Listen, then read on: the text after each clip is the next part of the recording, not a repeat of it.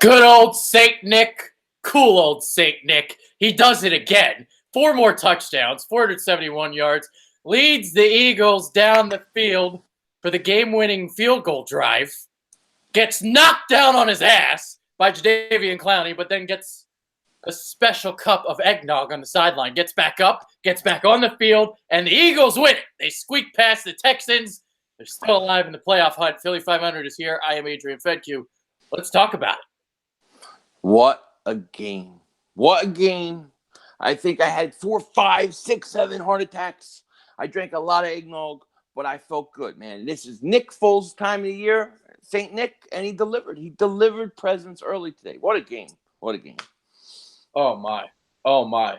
And, you know, it made me think about what's his name? John McCain from the Houston Chronicle, I think the legendary Hall of Fame writer. So we had him on Friday morning on the Sports Skillet radio show. He goes, you know, if you can protect Nick Foles, don't be surprised if he throws for over 400 yards. Because this Texan secondary coming in wasn't that good.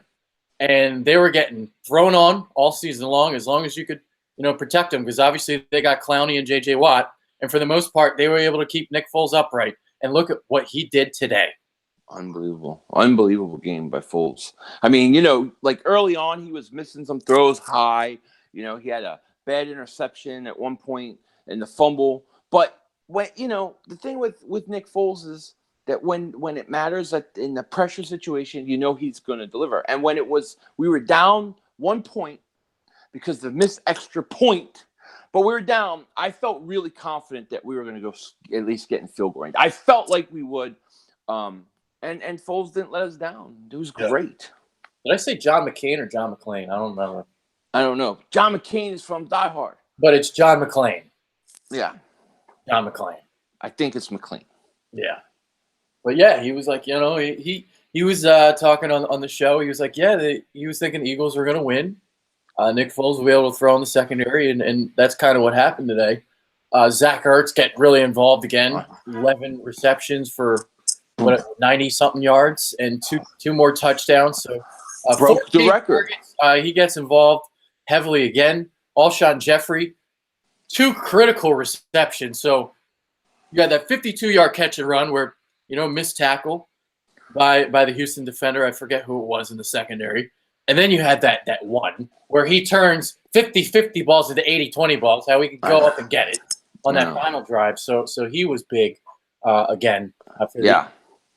Well, I mean, I think Ertz broke the Witten's record, right? He broke his record. Congratulations. Fumbled on that play. Zach Ertz. He fumbled on the play. I know, and we got it back. So he gets that. That one play where Alshon runs down the field. I mean, that was like one of the worst tackles ever. He tried to hit him with a shoulder. You're not going to knock Alshon Jeffrey down with this. They missed a lot of tackles. There was a lot of yards after the catch today. And it was a beautiful thing to see, especially early on, the way they used Sproles out with the wheel route coming out of back. I thought that was great. And I thought it really bothered Houston early on in that game. And it's good to see them start to use Sproles like that because that's a dimension we didn't have pretty much all year. Yeah, and he has that beautiful trajectory on those wheel route passes. Had it on that deep ball to Nelson Aguilar where he stepped up in the pocket. And if there's one area where, you know, Carson Wentz could learn from, it is from a trajectory standpoint because sometimes he throws a little bit of a flat ball. Mm-hmm. And the other thing he could maybe learn from a little bit is how he puts it up for Alshon Jeffrey. That's the thing for me. Like when I say you have to let him get outstretched, go up and get it. Carson can learn to trust in those guys around. Let them make play. Trust that they'll go and make a play. That's the big thing I think Carson can learn from that. I think sometimes he tries to put everything in the perfect spot, you know, 90-mile-an-hour fastball. You know what I mean? And he can definitely learn that from Nick. I remember it's funny because I remember Foles, if you remember his rookie year with he finished off the year, Andy Reid was gone, and the big knock on Nick Foles was his deep ball. He had a bad deep ball, and he came back the next year, and he had that kind of trajectory you're talking about, and he really worked on it, and he's been good with it ever since. Yeah. I mean, he hit on some of these like lovely touch passes, and it was great to see him bounce back because early on in the game he wasn't exactly the most accurate. I mean, you saw him on that first drive with Ertz. He threw one behind him, and then the other one, Ertz was able to make a diving catch, and kind of like the first quarter and a half, even the first half, he was a little bit off target, but then like he just got on fire in the second half. He was great. He was awesome. I mean, that interception, I think it was it in the second half? He throws that interception, and it was like, uh-oh. But the defense comes up big and stops them. Yeah. I felt like that was a big turning point in the game. I completely agree with that. That was like a huge momentum shift for the Eagles when the defense stepped up. Because the first half, that pass rush was not there. I mean, Watson had all day to throw. But it started to get home. It was there, but the officials. Oh, God. I had one play, but oh, my God. You kidding me with some of these calls this year? Dude, I had a meltdown in my stream over those plays. The face mask of Foles on a 2-point conversion, right? And then Brandon Graham gets the roughing the passer on what? He didn't even do anything wrong. I mean, I didn't understand it. These apparently are the refs that worked the Dallas Cowboy game. These were the same refs, I think. Really? Yeah. Cleet Blakeman was out there? I think so. I'll have to double check that. A double moonwalk that guy's ass. I mean, it pisses me off, those refs. But, I mean, look, we survived. We survived the refs. We survived that push by the Texans. And, man, Deshaun Watson did you that one play where he gets away from Bennett, then Long, then Bennett again. Then he fires down the field, caught. Then the next play, that touchdown pass. Unbelievable. That kid's something. Do you blame the defense more for that, or Bennett and Long for that, or do you credit Watson? Because the way I look at it, he's been making plays like that all year. That's just what he does. I credit Watson. Yeah, because he's just able to maintain his balance while he's while you're able to contact. Well, he's got the balance through contact, I should say. Yeah, and I think the last month, last 3-4 games of the season for him, like I thought early on in the year, even mid-year, like he would run, but he didn't have that kind of burst or strength when he ran to me. Yeah. But I think, he's further removed than like Carson on that ACL. I think his legs really have caught up to him now. He looks a lot more like his old self to me than earlier in the year. Yeah, he had 2 touchdowns on the ground. Did he have 2 through the air too? Yeah, I think he had 2 through the air. At least one, I know of. Wow, 339 for him. 114.5 quarterback rating, 120.4 for Foles. So, but I mean, dude, this was a great game today. Like, this was a great game. This is the best game that we saw all year. From the Eagles standpoint. Look, man, from the Eagles standpoint, and I know, if this team can just get in the playoffs, they're dangerous. You beat the Rams. Now you beat the those are 2 Super Bowl contenders that they beat and took care of. This team could be very dangerous if they get in. And I think they're going to get in because I think the Bears are going to win next week. Yeah. By the way, Zach Ertz, 12 receptions for 110 yards. So I don't know why I was thinking he had 9. I don't know. I guess I forgot about that final drive because he had that big 20-yard reception. But right now, so in terms of playoff picture, so I guess we can just get into that real quick. So it comes down to next week, basically, with the Vikings and the Bears. The Bears right now are down 3-0 to San Francisco. San Francisco has the ball in Chicago territory, I believe, at 26. So that's not good. No. So hopefully the Bears can come back and win that game. But if the Bears go into Minnesota, playing for that 2 seed, I think the Bears can win that game. And obviously with the Eagles playing the Redskins, I think they should be able to take care of business there. Cowboys obviously won the NFC East by beating Tampa Bay. So thanks a lot, Tampa Bay, for stinking it up. It's stinking it up when, of course, we got Fitzmagic early on the season. I know. We get Fitzmagic and Deshaun, and then they go and they it wasn't even close. I know. And Detroit, too. Thanks for nothing. You're up 9-0, and then they allow a Hail Mary at the end of the half. God. And as soon as they allowed a Hail Mary, you knew that they were going to win. Yeah. It was like, oh, you got to be kidding me. They just got a Hail Mary. That changed the whole game. Yeah, really But I think, though, with Chicago playing an early game next week, the Rams are going to sit there and they're going to play after the Bears. So the Bears are going to have to go out and win and then scoreboard watch with the Rams game. So they have something to play for. Bye week is a lot. They are going to play their starters. They are going to try to win that game. But you're right. They better beat the 49ers tonight. Yeah, I'm curious to see what they do next week with the schedule. Like, are they going to keep that game at 1 o'clock? Do they push it to 4:25 so they're both playing at 4:25? The Vikings, Bears, and the Rams or whoever who are the Rams playing next week? Is it San Francisco?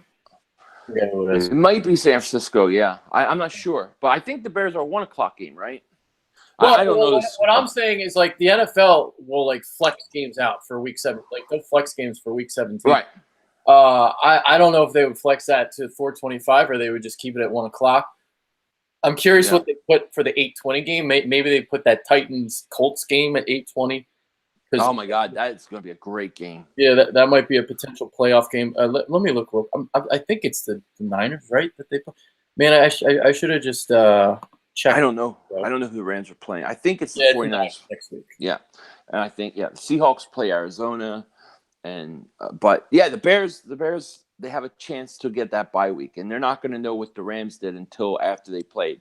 So hopefully they win and they go ahead and get that number 2 seed, or I don't care, just beat the Vikings. Yeah, because I'm telling you, dude, we get in, we are scary as hell. And it's possible to get in. I've seen a lot crazier scenarios unfold before. Well, here's the thing that's unfolding, okay? So teams that looked dangerous early on in the season are all of a sudden kind of starting to fall back a little bit. The Rams don't look like the Rams, and you go to L.A. again, there's no reason why the Eagles can't win that game again. Right. You're still scary. The Saints are still scary, sure, but you look at the rest of the conference and the way the Eagles are playing, you just get in and you just keep advancing and see what happens. The Saints would be really the only team I'd be petrified of or scared of. The Bears, it wouldn't surprise me if the Eagles went into Chicago and beat them. No, they're the perfect team because I like the Bears. They're very talented, but they're a young team with a young quarterback. You don't know who's there. Yeah, that's kind of the perfect scenario for a Super Bowl defending champion to go up against. That inexperienced team. Would you rather go to Chicago to play the Bears and that, or the experience of Russell Wilson at home against the Seattle team that you normally struggle against? If you were the NFC East champions, I probably still would want the home game because it's home. I would think so too, but it's something to think about. Yeah, it's like, man, it's like because I see they really struggle playing Seattle for whatever reason. They do. But at the same time, I think Chicago would be a great matchup for the Eagles in the playoffs. I think it would be a very, very good matchup. And I like Chicago. I think they're very talented. They're good. But I just think that being inexperienced, especially with that quarterback, I think the Eagles could take advantage of that. I'm really curious to see how they kind of play out in the playoffs because I think they're playing probably the second best football in the conference right now. But you look at the situation, kind of the youth and inexperience, and sometimes in those scenarios, you don't always get as far as you'd like. So look at last year with the Rams, kind of inexperience, and they lost to the Falcons in the wild card round. I mean, that's the same type of scenario might happen here. We don't know. We'll see. But, I'm really interested to see how the NFC plays itself out because it just simply doesn't look as scary as it did even a month ago. Oh, not at all. Yeah. Look. I mean, and I hate to say, but like if you have a team like even like Dallas, they're going to get a home game in the playoffs. I could see them winning around, and they could be dangerous if they're running the ball, playing good defense. I think the NFC could be wide open. I really think it's more wide open than people think. The team you have to worry about, the team that's going to be hard to beat, is the Saints at home in New Orleans in the playoffs. I don't know. I don't think anybody can beat them. Yeah, I think their offense is starting to falter, but I feel like out of all the teams, I mean, they kind of have a pretty good defense. It's underrated. It's we'll see. I mean, right now it's 7-3. I think they're beating Pittsburgh, so they're not exactly putting up the points again. Yeah, but they were on the road, I think, for like 3 weeks in a row. I think, and they are a different team at home than away. I would expect New Orleans to be tough in the playoffs. Yeah, I would too. Not impossible. I mean, I don't think it's impossible. And I always say this: if there's one team you don't want to play in the playoffs, I don't care, is the Super Bowl champion. The defending Super Bowl champion of any team, I always say it, is a scary team because they know what it takes to go back and do it again. So I think that the Eagles, it would be an interesting matchup. I think we would give them definitely a better game than we gave them earlier in the year. Oh yeah, for sure. Earlier in the season, they're trying to figure out that secondary situation still, and all the injuries, and now they've kind of solidified it a little bit better. Yeah. With Rasul Douglas on one side and Avonte Maddox continues to play really well. I mean, that one play almost had the interception, but to keep his eyes on the quarterback and to get off his receiver and go on the other, I mean, he's unbelievable. I like that kid, man. I like him a lot. And I got to tell you, dude, Rasul Douglas needs to be a safety. He's a safety. I'm telling you, this guy could be a Pro Bowl safety. I like the way he tackles for the most part. He hits, and he's a ball hawk. He's a ball hawk. He's got a nose for it. Good thing, because he like when he first was starting, the tackling wasn't there, but it's coming along, and it's nice to see. Yeah, it is. It is. Avonte Maddox. There's a few plays where he was covering Hopkins tight, and he played him really good. Some catches that guy just makes are just unbelievable. Oh, yeah, it doesn't matter the coverage sometimes. Dude, Avonte Maddox, CB1. I don't care if he's 5'9". Yeah, well, yeah, I agree. Agreed. That dude is a bulldog. He kind of reminds me of Jason Verrett in Los Angeles. Just hopefully he stays healthy, because Verrett's I think only 5'9" or 5'10", but same scrappy type of player. He's going to tackle. He's really instinctual. He's got the feet. He's got the fluidity. I mean, he's got it, man. And I was kind of wrong about him coming out of college, but I also didn't know much about him. I watched him, but I didn't know much about him. He played outside at Pitt, and you thought when you drafted him that he was going to kind of sit a year and kind of learn, because he had raw potential. And even if you watch this tape in college, he got beat a lot. So to think about this transformation that he's made, it's unbelievable. Yeah, it is. It is. I love the kid. I just think the world of him. And when he's in, they play differently. It just do. So it's going to be interesting going forward to see what they do with him. And then you have Sidney Jones and Mills and all those guys. It'll be interesting. Yeah. Darren Sproles, we touched on it briefly. So all the talk about, man, it's a waste of a roster spot. Maybe it was, maybe it wasn't, but he showed up today with those 3 receptions. So for 76 yards and a touchdown, 9 carries for 32 yards. Josh Adams not really getting it done on the ground today, 11 for 21, but that's a tough defense to run against, especially up the middle. So, I mean, Darren Sproles was huge. That fourth and – was it a 4th and 3 or 4th and 2 to get the touchdown? Yeah. He was huge today. Yeah, Texans miss a lot of tackles. They did. They do miss a lot of tackles. I would have been pissed off watching that. But I like that element that Sproles brings, because I thought Corey Clement would bring it more this year with the receiving out of the backfield. but he really didn't. And Sproles adds that, and that's something we haven't really had most of this year. Like on that one I think he had a wheel route where he caught a nice pass, that 4th and 3. Oh, that was beautiful. Yeah, I like Sproles, man. He looks better than he did that first game. The first game against Atlanta, he looked like slow, and they overworked him, and then he got hurt. Yeah, Sproles was big for us, I think, especially early in this game. Yeah, and they kind of tried to run the ball. I mean, 22 for 57. Foles had the one sneak, so it was really like 21.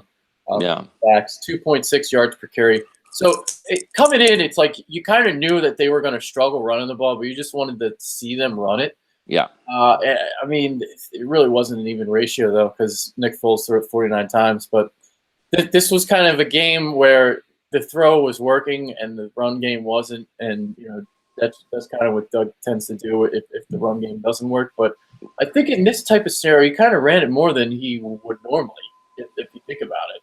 Like how bad it was. Yeah. I was getting frustrated the first half because I didn't think he was running enough. And I thought that was it reminded me a lot of what the struggles we had with Carson, where he's not running and you're missing throws because you're getting pressure. And I thought Foles was kind of going through that same thing. And I had people in the stream going, he's only throwing to Ertz, kind of joking because he was throwing to Ertz almost every other play. But they did do more later on, and I think they did just enough, you know what I mean, to have some sort of balance in that offense. Yeah, it's funny that you mentioned the Ertz thing, because like last week, the thing that people were saying was, well, all Carson does is target Ertz, and Foles spreads it around. So coming into the game last week, Foles targeted Ertz 10 times a game in the 3 games that he played. And Wentz targeted him 9.4 times a game. So Foles actually targets Ertz more. And Ertz got targeted 16 times today, 12 for 110 yards. So that whole thing about spreading it around, they both look at Ertz. Ertz is a safety valve. They both do it. And it's okay. It's okay. They won the game. He's the best tight end in football. He's the best tight end in football right now. And I think also for Carson, if you have a hurt back and you can't make certain throws and you're worried about getting hit, you're going to look for your safety valve right away. Yep. So it makes sense that would happen. Yep. And the other thing that happened in this game, so I believe it was Derek Gunn that had the report on Twitter. He said that Nelson Aguilar was he probably made an observation. Nelson Aguilar was yelling at Mike Groh on the sideline. And after he yelled at Mike Groh on the sideline, that's when he caught the 83-yard touchdown. And that was his 160 yards in the game. Dude, we have talked about this. I have done videos on this. Like, why? Just because you have Nelson Aguilar in the slot doesn't mean you can't send him deep. He is the one guy who has the speed to be a deep threat. And for whatever reason all year, I don't think they've put him in enough positions to go deep. And to see that today is like, where's this been? Should have been doing this weeks ago. But I mean, he's your one true speed wide receiver with some sort of deep threat, Yeah. So it was a great throw too, by the way. Oh, it was a beautiful throw. That goes back to that trajectory he gets the ball just to loft it up, bring it down, bring down the rain, baby. It was awesome. So I'm looking at the numbers here. The sacks, only sacked once. So that means that he's been sacked. Let's see. The Eagles have only allowed 1 sack in the last 3 games. That's pretty good. That's what we need, So how about that? And coming in, that was a that was a concern. But you saw coming in too how the offensive line was playing a lot better than it's been. Yeah. Especially earlier on in the season. I don't know if they still lead the NFL in quarterback hits allowed, but it's the last 3 weeks. It's been a lot better. And when you can protect Nick Foles or even Carson Wentz, it obviously makes it a lot easier. Yeah. Yeah. I mean, my key basically to this game was I thought whatever defensive line could get the most pressure on the opposite quarterback, that team would win.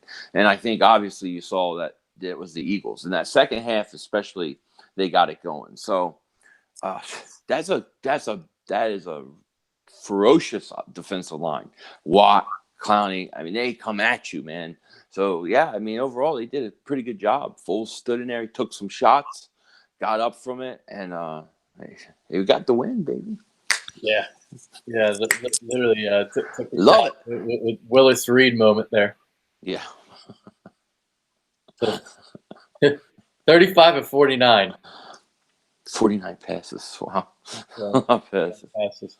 But he got 471 yards in those 49 passes. So you kind of like compare that to Dak a couple weeks ago, because like Dallas fans were like getting crazy about Dak going for 450. Well, you needed like 54 attempts to get those 450, pal. Yeah, but also, like, sometimes yards thrown can be misleading, because they get credit for a 10-yard throw that can go 80 yards. You get credit for 80 yards. And that's what happened in the Dallas with the Amari Cooper touchdowns. Yep. A lot of them were big yard runs after the catch, and he gets credit for passing yards. So, dude, I think that with Foles, with his numbers, I'm glad he threw it, but Alshon had a big run. Sproles had a big run. Ertz had a big, where they were missed the tackles and they were able to run after the catch, which was even better, which is great. Yeah. So Aguilar gets one for 83. That's your longest Eagles play this season. Jeffrey had the 52-yard catch and run that you referenced. 37 yards for Sproles. I think that was the catch and run on the fourth down. With 4th and 3, right? Yeah. So yeah, a couple big plays there. As you reference, you look at the other side here. 9 receptions for 104 yards for DeAndre Hopkins on 12 targets. So he's basically doing his thing, but he didn't score a touchdown. The touchdowns came Vincent Smith, whoever the hell this guy is. But that was a great catch on that touchdown. Oh, what a pass. Throw by Watson. Those 2 plays on that drive, like, oh my God, to elude those hits and then throw that touchdown, and thank God Nick Foles was up to the task to lead the Eagles down the field. Yes. I mean, I really thought I thought Nick was going to go win it. I really believed that we were going to win that game with 2 minutes left. And then when he went out, I was like, oh, no. When he was down, I was like, you got to be kidding me. Because I thought maybe it was his ribs or something, concussion. But he came back in and he did what he had to do, man. But I thought that Nick Foles was going to win that game. With 2 minutes left, I was pretty confident. Yeah, they gave the Eagles too much time. And the way that they were kind of moving the ball down the field. It's funny how the game kind of played itself out, because it was 29-16. And, I kind of felt like they kind of needed to throw the ball and milk the clock because of the way the running game was going. Now, I still wanted to throw it or run it, but you also wanted to mix in some throws because the way it was going. Yeah, well, I mean, they were in a position. I mean, we almost blew that game because Josh Adams fumbled. I mean, really bad fumble, pal. That is a really bad fumble. I know he's a rookie, but man, you can't fumble that ball in that situation there. Not with that time on clock. If you keep the ball, you're probably, even when you give the ball back, there's not going to be enough time for them to get 2 scores. So that was really brutal, And like you said, the rest were pretty bad, dude. Did you think that the Jadeveon Clowney hit on Foles was a penalty? In all honesty, the one where he hurt Foles, where he led with his helmet. I mean, according to the rule, it's a penalty. It's a penalty if you hit him in the chest. It's like because he led with like the crown of his helmet. Right? Oh, because he hit with the helmet. You're saying? Yeah. Okay. I mean, like I'm getting sick of these. Like, I would have been okay if you didn't call it, but that's the way the rule is. I mean, that's what they're calling. If you're going to call it on Brandon Graham, the Brandon Graham one, I don't even understand what he did wrong. Yeah, they must have thought he hit him with the left arm on the neck area, but he hit him on the shoulder. Obviously, after the replay when you watched it. Well, what about the like before that? They called no call in the face mask. I mean, you ever see Foles yell at the referee like he was yelling at the referee? I've never seen Foles that mad. He always talks about family and love, and it was ready to punch the ref back. And he doesn't complain. Yeah, my only problem with Nick Foles, I have one problem. So get ready, Foles fans. Uh-oh. I can't take them shoes with the toes Did you see those? That is the ugliest shoe. Why would you want shoes that have toes? Like, toes or feet are disgusting. We should all have hooves. We should have hooves. I will have to look at this upon further review because I didn't really catch this. They're the ugliest things. They're shoes So with hold on, he's got shoes with his toes sticking out. No, what? No, the shoe has toe slots. It's just the most disgusting thing I've ever seen. And his wife should take him and throw them in the trash. Hey, if they allow him to throw for 471 yards, we should all have hooves. I haven't seen my feet in 30 years.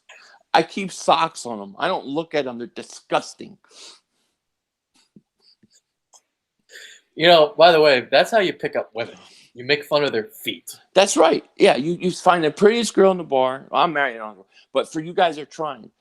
Pick the prettiest girl and then make fun of her toes. Make fun of her feet. Say, what are those toes for? Climbing trees? And she'll go, oh, what do you mean? What do you mean? Oh, hi. You know, shit like that. That's how you do it. Get them immediately insecure, and you're winning. So, you win. You win the battle. That's like instant. That's like a trump card. It always works. Yep. So the other thing I wanted to get into, and now it's I forgot to get into this earlier. So that 2-point play. Did you agree with them going for the 2-point conversion? Not at that point. I didn't think they needed to do it. No, I would have been okay with the field goal, you know. But then again, Jake Elliott missed the one later. Misses the one later, so you know. But no, I didn't think they needed to do it. There was a couple times where, like, I was like, you know, like there was a couple 4th downs earlier where Doug went for it. I was like, I would have punted. Yeah. You know, but it worked out. He got him. So the way I look at it, I'm like, you know what? The aggressiveness and the fearlessness is what got them the Super Bowl last year. So I was okay with it, and I like the trend of kind of going for the 2-point conversion more and more over the years. So, you know, it didn't work. And when something doesn't work, it's going to get ridiculed. That's what we see each and every week here in the NFL. So I try to look at it from a level-headed point of view, even though it might have, you know, cost them a game, almost did, because they wound up having to kick the field goal there at the end. But the way the game was going, momentum-wise, and obviously Foles, I mean, that was a goddamn penalty. It was flag. You got face mask. Oh, it was horrible. You had the ball at the 1, and the ref was looking right at him. He was looking right at the play. I don't understand that call at all. And people were saying that's the same refs from the Dallas game, and I don't know if it's true or not. But if those are the same refs, I'm gonna say there's no way that could be. I'm pretty sure. I think the one guy looked like the ref. There's no way that could be possible. That's like conspiracy theorist shit right there. You know, I love conspiracy theory. I don't know. I know Clete Blakeman's face when I see it. I don't remember seeing his face today. I don't know. But then again, you noticed the thing about Foles and his toes, so who knows? Oh, just look at the press conference from earlier. It's disgusting. It's the ugliest looking shoes. Oh, you're talking about a press conference. I'm like, what? Yeah. The press conference. I was trying to figure out what you're talking about. I love Foles. Foles is almost perfect, but those shoes they gotta go. Oh man, so you're not a lover of feet, huh? Not a big fan of them. Oh, they're disgusting. Feet are gross. Feet. There's nothing good about feet. Feet are for work. You know what I mean? They're for walking, running, climbing trees, digging holes, whatever people do with their toes. Yeah. You don't see mine. No, but my kids never see my toes. I keep socks on, and then if I take a shower, I just always look up. You're a funny guy. That's why they call me King Dingbat. Well, you know, hey. But I am not lying to the boys out there who need a girl. That works. No, it works. It's listen.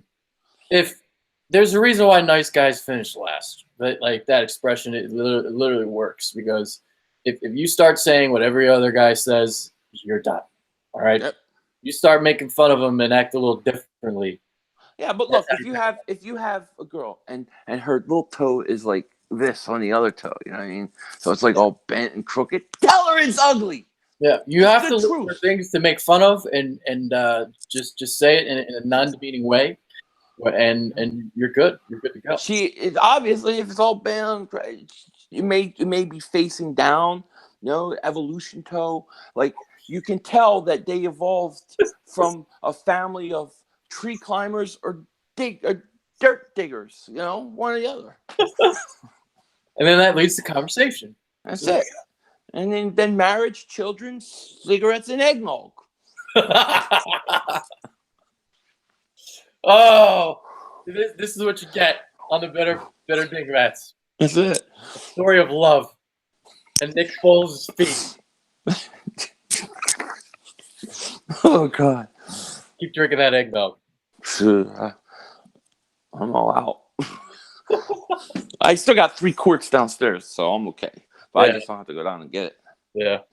All right. So let's see what the people are saying as I kind of look here at the scoreboard. I believe Chicago just took the lead.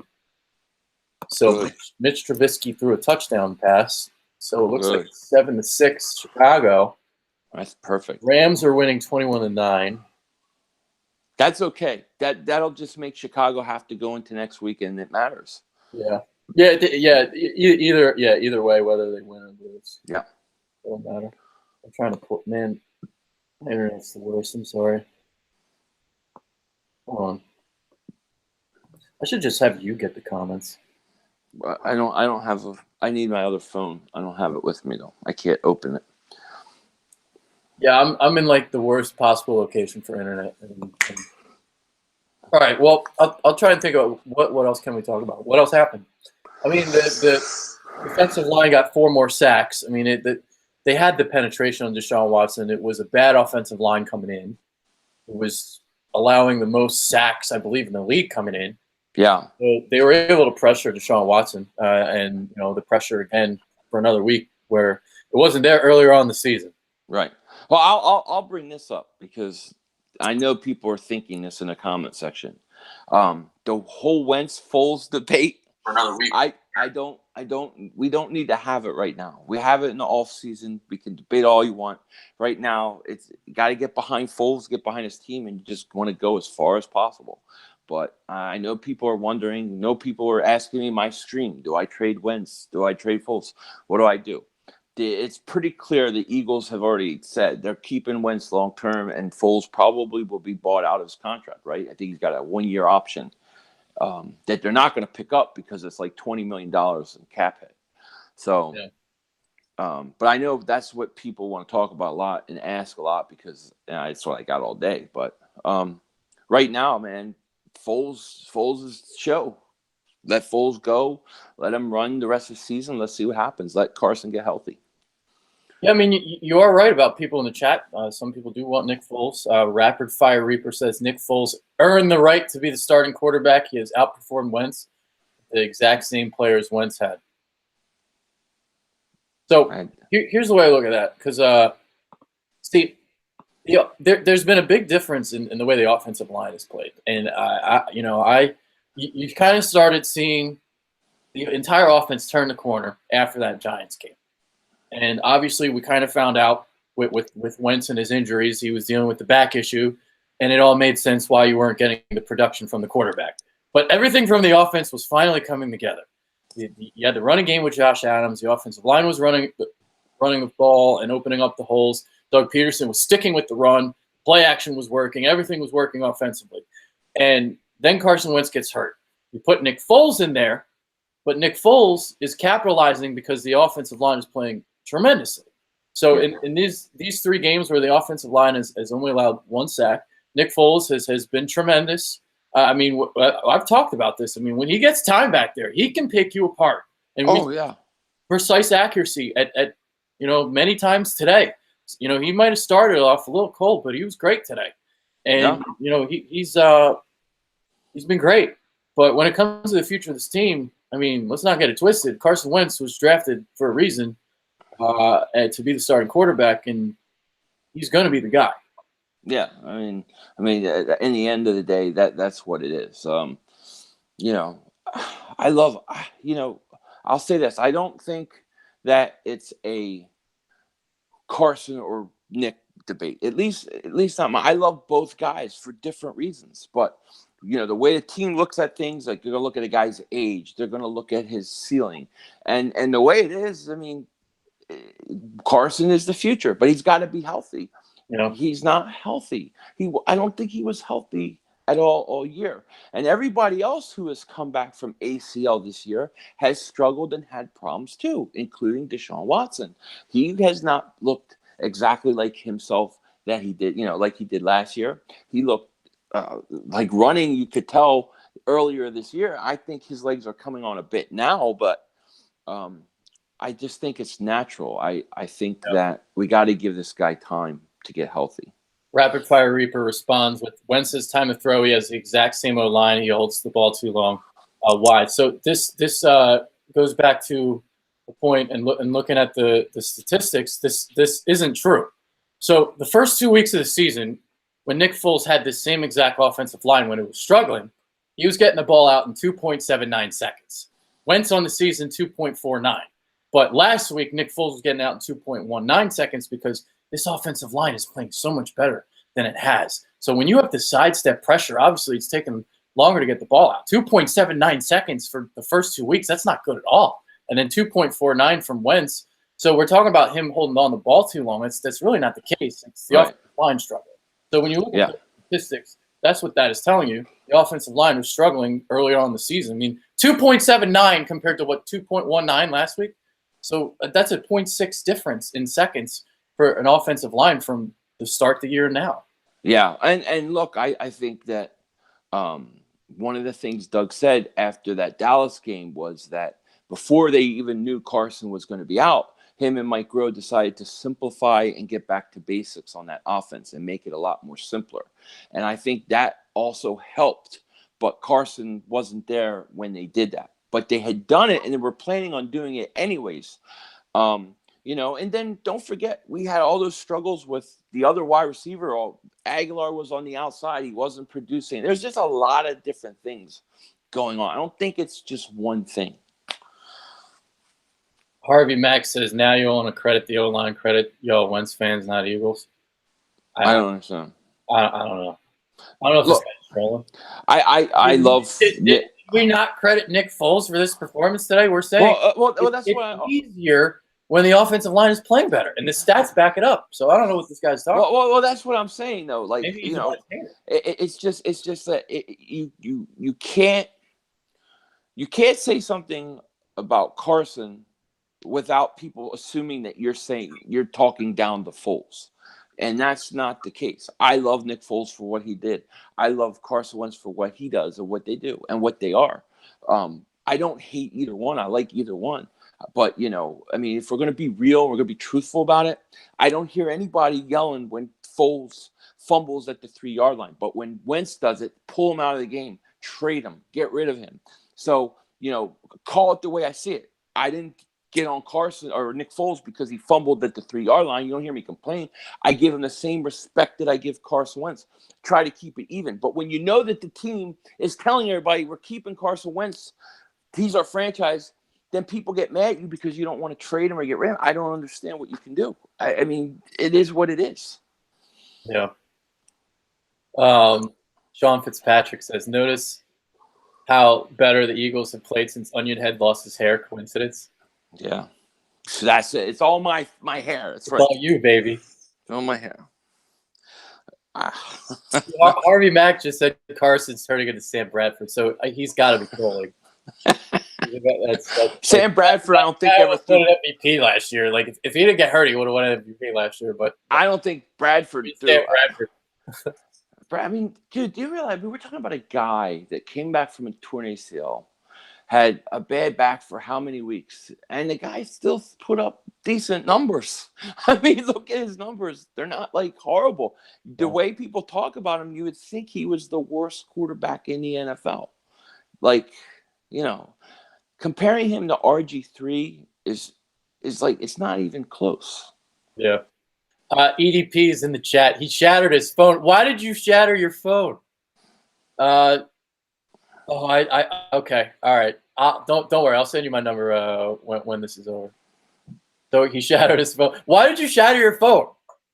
You shouldn't have shattered your phone. You should have had Foles, faith Nick Foles, and you get the job done. You could have shattered your phone if Jake Elliott missed the field goal. Yeah, it's probably Jake Elliott missed that extra point. What happened, EDP?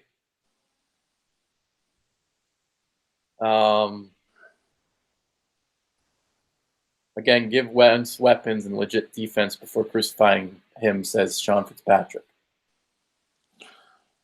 Look, Wentz has to be healthy. And Wentz there's things that he can definitely learn from Nick Foles. You got two quarterbacks, different parts. They're at different points in their career. Carson's still the young guy, still learning, tries to do too much himself sometimes. He's definitely had some injuries that have slowed him down. And then you have Nick Foles, he's been around, he's calm, he's cool, he's collective, ice in his veins, and he trusts the players around him. And I think that there are a lot of things Carson can learn from Nick Foles, and I hope he does. But, I mean, when people are like, trade Carson Wentz, it's not going to happen. So why even say it? It's not going to happen. The Eagles don't want it to happen. You know what I mean? Yeah, and when you watch Carson Wentz play before the back injury, he was phenomenal. He was. Yeah. I mean, I don't know. I love both guys. I love Nick Foles. He gave us a Super Bowl. He was tremendous today, but he's not the future. No, it's not hard. It's not hard to, let's not overcomplicate it. Yeah, and I don't, and like I say to people, I'm not. If I love Wentz, doesn't make me not love Foles. If I love Foles, I don't. It's like I'm not picking. I refuse to pick sides in terms of like one, hate the other. I like them both. I love them both. You know what I mean? For different reasons. I do. Yeah. So I think we're falling victim into a recency bias again with this, and that happens a lot because I mean, like Carson Wentz was playing like the freaking MVP of the league last year, and it's like we forget he had a back fracture. So when like he's playing badly after the bye, we figured out why, and we're still knocking him for something. I don't get it. But there's a history that 2 years after the ACL injury that he's going to be, back to where he was. And this year we kind of knew that the stats were going to be down a little bit, and the fact that he had 21 touchdowns and 7 interceptions on a broken back and 69% completion percentage, 102. I mean, it just he's going to be the guy. I mean, Nick Foles came in, the offensive line's playing a lot better, and he's dropping in dimes. But that's the key with him. It's like you need that offensive line to play like that at all times with Nick Foles, because we saw earlier on the season when it was kind of collapsing a little bit, he struggled. Yeah. I mean, he has, and I love Nick. I want him to go win the Super Bowl, win another MVP. I'm all for it. Let's do it. But to me, like right now, there'll be plenty of time to discuss and debate this. But right now, I just want to be behind this team and root for the team. And that's with Nick Foles, a quarterback. Let's do it. Let's get it done. Yeah. Sports Talker Bros wants us to talk about Carter Hart. That's for another time. Carter Hart, finally a goalie. Yeah, it's a goalie. Like I've been arguing and fighting since they traded Ron Hextall the first time. I've been crying about goalie. I haven't been able to watch him yet. I saw the highlights, but what it should have took this kid. He should have been up earlier, as far as I'm concerned. Okay.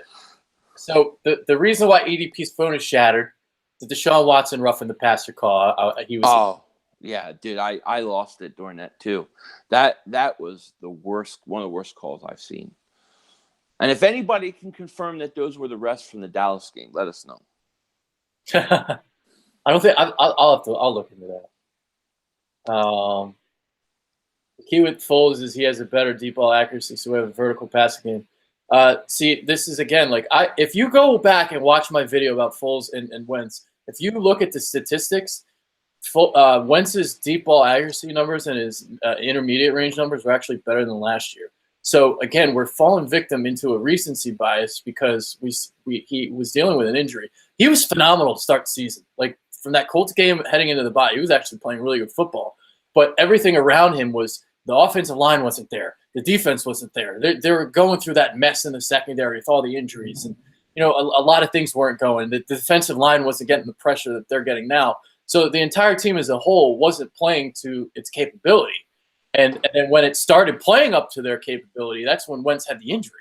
And and now you put Foles in there. Foles is the better option right now, obviously, because he's hurt. Yeah, I agree. I mean, we tend. I think sometimes things aren't as bad as you think or as good. There's somewhere in between. I mean, I remember doing these shows with you early in the season going, we wouldn't even have been in this game if Carson hadn't played the way he's doing everything by himself. We've said these things, these very words. And then, he got hurt with his back and he wasn't playing good. He was horrendous in that Saints game. He was horrible for 3.5 quarters in that Dallas game. But we know why now, But the thing with Nick and the long ball accuracy, I think part of it is the Foles trust the guys to make the play. You look at Alshon grabbing some of those balls last week. They weren't perfect passes. They weren't even accurate, but he gave them a shot. And that's the one thing I really want Carson to learn from Nick. Yeah, I mean, there's not reason to believe that he can't learn some stuff from Nick Foles because there's areas where Nick Foles is better than Wentz in. Absolutely. We talked about that, where he places the ball for Jeffrey on those 50-50 balls. You really got to go up and put it up there for him to go get. Yeah. And even some of the touch throws and the trajectory he puts on it. Yeah. Shout out to Rapid Fire Reaper, I believe his name was. It's good debate, good discussion. Yeah, great debate. So there you go. Sports Fury checks in. Hey, guys, congrats on the win. I mean, hey, your Bears need to keep winning, Josh. Your Bears need to keep winning for us. Yeah, and they're losing right now, 9-7, by the way. So get it done. Yep. And Rapid Fire Reaper does check in and says, well, I hope and pray you're right. And I'm wrong. Love the show. Just got to say my piece when it comes to Foles. Yeah, I mean, look, I don't want to make it seem like we're knocking Foles either. We're just we're having it. I hate having this debate too because I know. I hate this debate. Like when we debate, it sounds like you're knocking a guy when you're really not. I mean, Nick Foles was unbelievable today. Yeah, and he's been unbelievable since he's come in again. And but a big key to it is the offensive line giving him the protection. He really needs it. Yeah, and some of it for me is simply that I know what the Eagles are already going to do.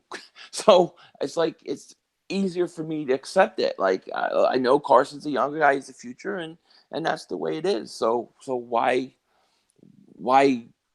think anything less or anything else will change? But at the same time, I love Nick Foles. I love Nick Foles as a player. I root for him, and I love both guys. I don't hate one or the other, but the way the debate, the conversation always is, it makes it sound like you like one guy and you don't like the other, and that's just not the case. It's not the case.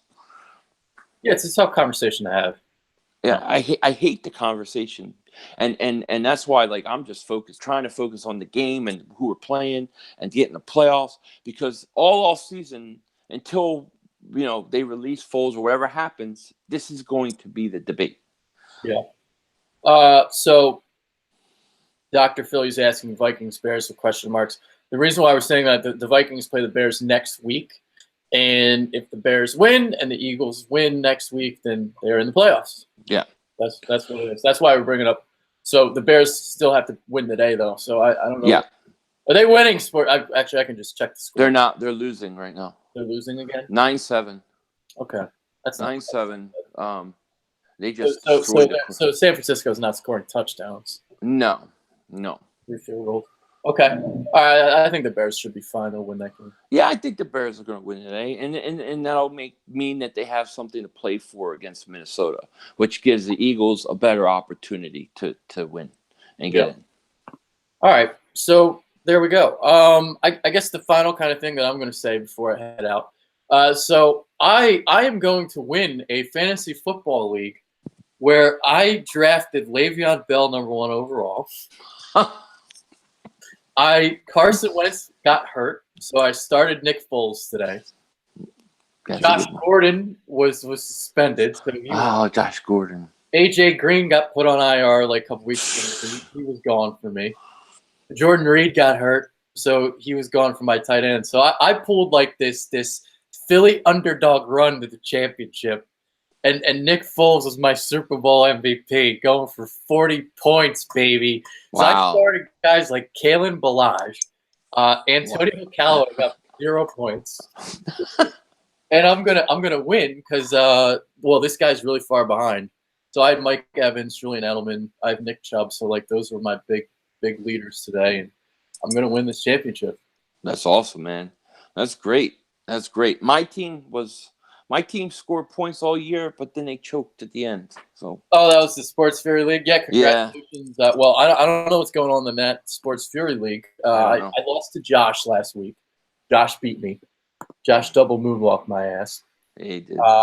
I don't know what it is. I know it's him and the Waterboy report going in the final. Let's see what it is. Let's check a look here what the score is on this championship game. Oh man, we got a close one. The Waterboy report is ahead. The Waterboy report up one. Oh, actually, he's projected to win 122.3 to 113. And he's up in the points, 85.5 to 82.5. Wow, that's a close one. Oh man, nail biter in the man. That's funny because everybody was laughing at Waterboy Report's team too when he was drafted it. Yeah, his team's good. And shout out to Luca. Shout out to Luca. Yeah, he had me on the show a couple weeks ago for the picks. Yeah, so he's a good guy. He is a great guy. I love that guy. Yeah.